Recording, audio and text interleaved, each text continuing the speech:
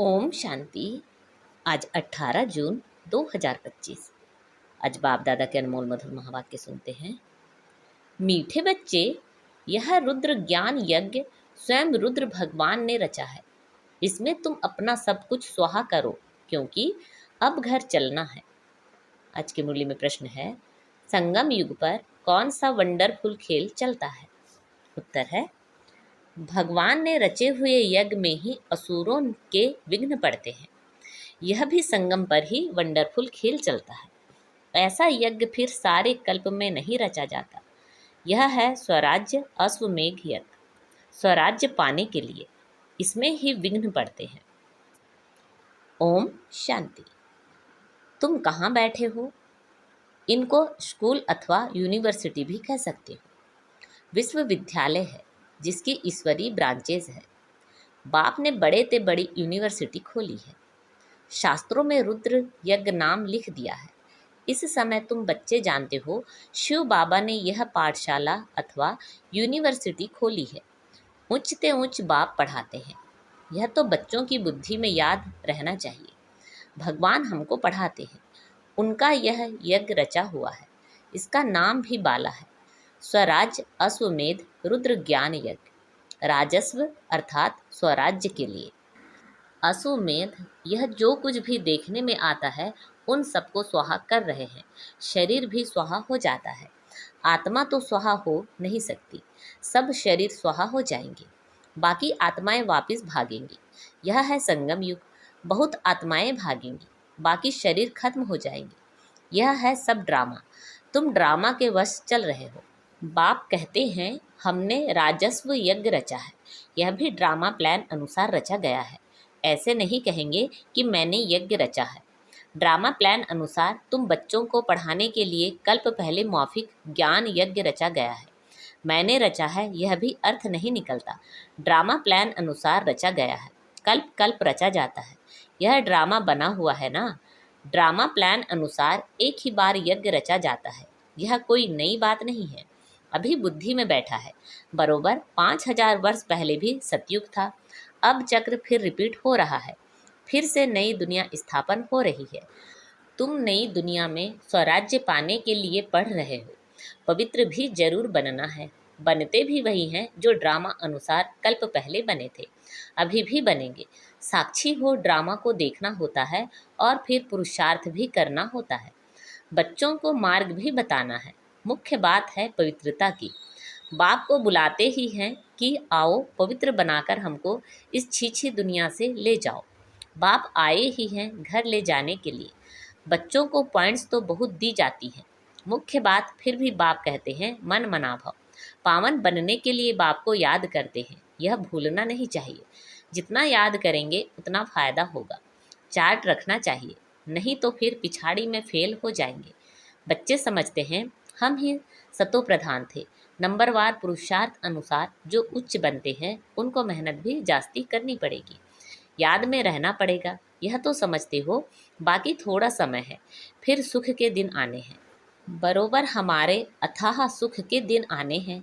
बाप एक ही बार आते हैं। दुखधाम खलास कर अपने सुखधाम ले चलते हैं। तुम बच्चे जानते हो, अभी हम ईश्वरी परिवार में हैं, फिर दैवी परिवार में जाएंगे। इस समय का ही गायन है। यह संगम ही पुरुषोत्तम उच्च बनने का युग है। तुम बच्चे जानते हो, हमको बेहद का बाप पढ़ा रहे हैं। फिर आगे चल सन्यासी लोग भी मानेंगे। वह भी समय आएगा ना। अभी तुम्हारा प्रभाव इतना नहीं निकल सकता। अभी राजधानी स्थापन हो रही है। टाइम पड़ा है। पिछाड़ी में यह सन्यासी आदि भी आकर समझेंगे सृष्टि का चक्र कैसे फिरता है। यह नॉलेज कोई में है नहीं। यह भी बच्चे जानते हैं पवित्रता पर कितने विघ्न पड़ते हैं। अबलाओं पर अत्याचार होते हैं। द्रौपदी ने पुकारा है ना। वास्तव में तुम सब द्रौपदियाँ हो, सीताएं पार्वतियाँ हो। याद में रहने से अबलाएं कुब्जाएं भी बाप से वर्षा पा लेती हैं। याद में तो रह सकती है ना। भगवान ने आकर यज्ञ रचा है। इसमें कितने विघ्न पड़ते हैं। अभी भी विघ्न पड़ते रहते हैं। कन्याओं को जबरदस्ती शादी कराते हैं, नहीं तो मारकर निकाल देते हैं। इसलिए पुकारती हैं, हे पतित पावन आओ तो जरूर। उनको रथ चाहिए जिसमें आकर पावन बनाए। गंगा के पानी से पावन नहीं बनेंगे। बाप ही आकर पावन बनाए, पावन दुनिया का मालिक बनाते हैं। तुम देखते हो इस पतित दुनिया का विनाश सामने खड़ा है, क्यों ना बाबा का बन जाएं, स्वाहा हो जाएं। पूछते हैं स्वाहा कैसे हो, ट्रांसफर कैसे करें।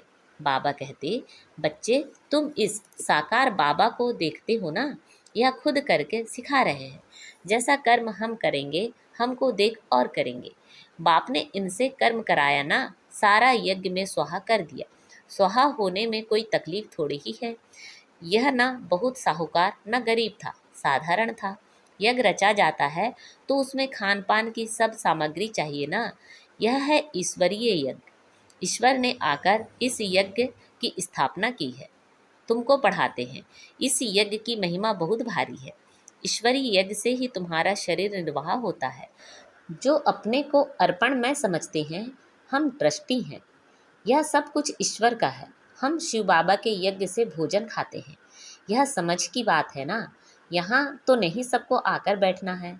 इनका सैंपल तो देखा, कैसे सब कुछ स्वाहा किया।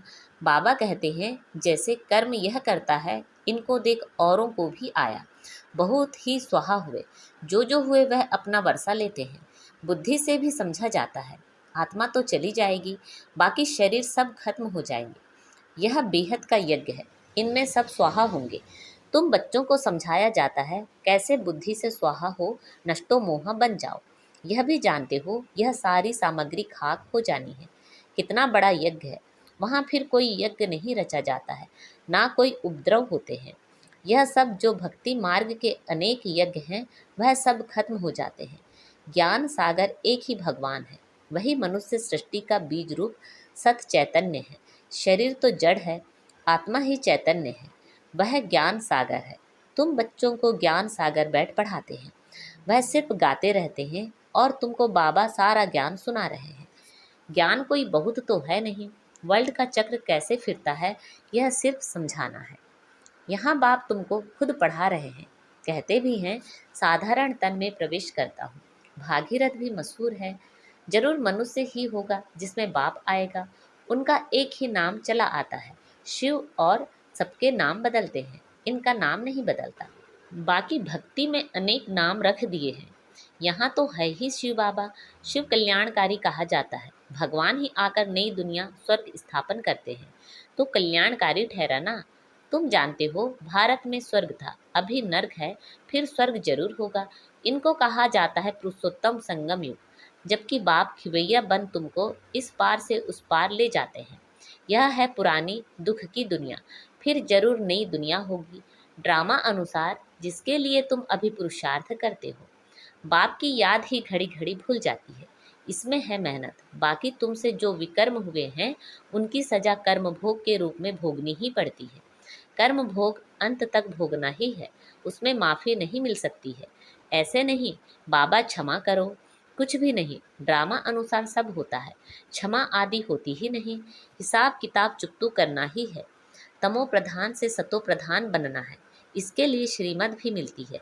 श्री श्री शिव बाबा की श्रीमत से तुम श्री बनते हो। उच्चते उच्च बाप तुमको उच्च बनाते हैं। तुम अभी बन रहे हो, अभी तुमको स्मृति आई है। बाबा कल्प कल्प आकर हमको पढ़ाते हैं। आधा कल्प उनकी प्रारब्ध मिलती है। सृष्टि चक्र कैसे फिरता है, उस नॉलेज की दरकार नहीं रहती। कल्प कल्प एक ही बार आकर बतलाते हैं कि यह सृष्टि का चक्र कैसे फिरता है। तुम्हारा काम है पढ़ना और पवित्र बनना, योग में रहना है। बाप के बनकर और पवित्र नहीं बनेंगे तो 100 गुणा दंड पड़ जाएगा, नाम भी बदनाम हो जाता है। गाते भी हैं सदगुरु का निंदक ठौर ना पाए। मनुष्यों को पता नहीं है कि यह कौन है। सत बाप ही सदगुरु सत टीचर होगा ना। तुमको पढ़ाते वह है, सच्चा सदगुरु भी है। जैसे बाप ज्ञान का सागर है, तुम भी ज्ञान के सागर हो ना। बाप ने तो सारा ज्ञान दे दिया है। जिसने जितना कल्प पहले धारण किया है उतना ही करेंगे। पुरुषार्थ करना है, कर्म बिगड़ तो कोई रह ना सके। कितने भी हठयोग आदि करते हैं, वह भी कर्म है ना। यह भी एक धंधा है, आजीविका के लिए। नाम होता है, बहुत पैसा मिलता है पानी पर। आग पर चले जाते हैं, सिर्फ उड़ नहीं सकते हैं, उसमें तो पेट्रोल आदि चाहिए ना। लेकिन इनसे फायदा तो कुछ भी नहीं, पावन तो बनते नहीं। साइंस वालों की भी रेस है, उनकी है साइंस की रेस और तुम्हारी है साइलेंस की। सब शांति ही मांगते हैं। बाप कहते हैं शांति तो तुम्हारा स्वधर्म है। अपने को आत्मा समझो। अपने घर चलना है शांति धाम। यह है दुख धाम। हम शांति धाम से फिर सुख धाम में आएंगे। यह दुख धाम खल्लास होना है।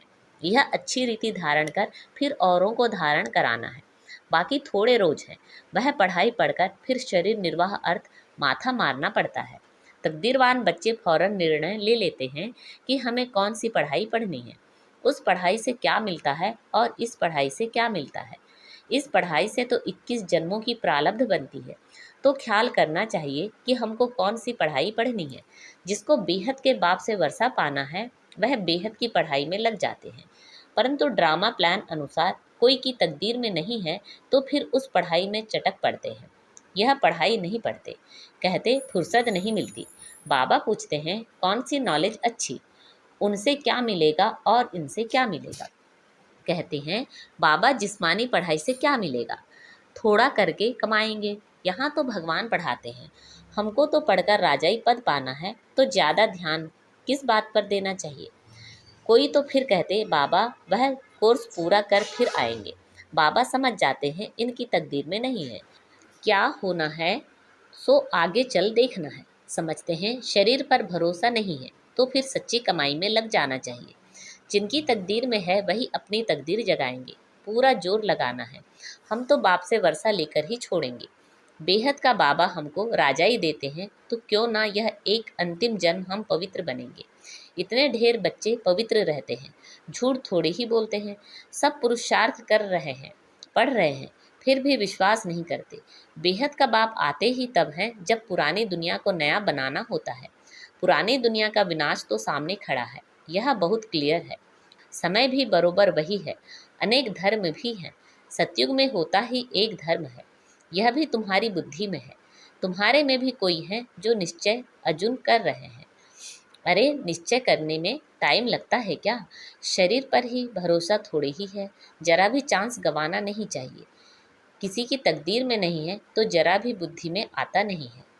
अच्छा, मीठे मीठे से खिला दे बच्चों प्रति माता पिता बाप दादा का याद प्यार और गुड मॉर्निंग। रूहानी बाप की रूहानी बच्चों को नमस्ते। हम सब रूहानी बच्चों की रूहानी माता पिता बाप दादा को याद प्यार गुड मॉर्निंग और नमस्ते। आज की मुरली से धारणा के लिए मुख्य सार हैं, सच्ची कमाई कर 21 जन्मों के लिए अपनी तकदीर बनानी है। शरीर पर कोई भरोसा नहीं है, इसलिए जरा भी चांस नहीं गंवाना है। नष्टो मोहा बनकर अपना सब कुछ रुद्र यज्ञ में स्वाहा करना है। अपने को अर्पण कर ट्रस्टी हो संभालना है। साकार बाप को फॉलो करना है। आज बाबा ने हमें वरदान दिया है, ईश्वरीय नशे द्वारा पुरानी दुनिया को भूलने वाले सर्व प्राप्ति संपन्न भव। ईश्वरीय नशे द्वारा पुरानी दुनिया को भूलने वाले सर्व प्राप्ति संपन्न भव। जैसे वह नशा सब कुछ भुला देता है, ऐसे यह ईश्वरीय नशा दुखों की दुनिया को सहज ही भुला देता है। उस नशे में तो बहुत नुकसान होता है, अधिक पीने से खत्म हो जाते हैं, लेकिन यह नशा अविनाशी बना देता है। जो सदा ईश्वरीय नशे में मस्त रहते हैं वह सर्व प्राप्ति संपन्न बन जाते हैं। एक बाप दूसरा न कोई, यह स्मृति ही नशा चढ़ाती है। इसी स्मृति से समर्थी आ जाती है। आज का स्लोगन है, एक दो को कॉपी करने के बजाय बाप को कॉपी करो। एक दो को कॉपी करने के बजाय बाप को कॉपी करो। अच्छा, अव्यक्त इशारे। आत्मिक स्थिति में रहने का अभ्यास करो, अंतर्मुखी बनो। अंतर्मुखी रहने वाले ही हर ज्ञान यज्ञ की गुहिता को जान सकते हैं। ज्ञान की हर पॉइंट का राज क्या है और किस समय किस विधि से उसे कार्य व सेवा में लगाना है। इस तरह से उस पर मनन करते उस राज के रस में चले जाओ तो नशे की अनुभूति कर सकेंगे। अच्छा, ओम शांति।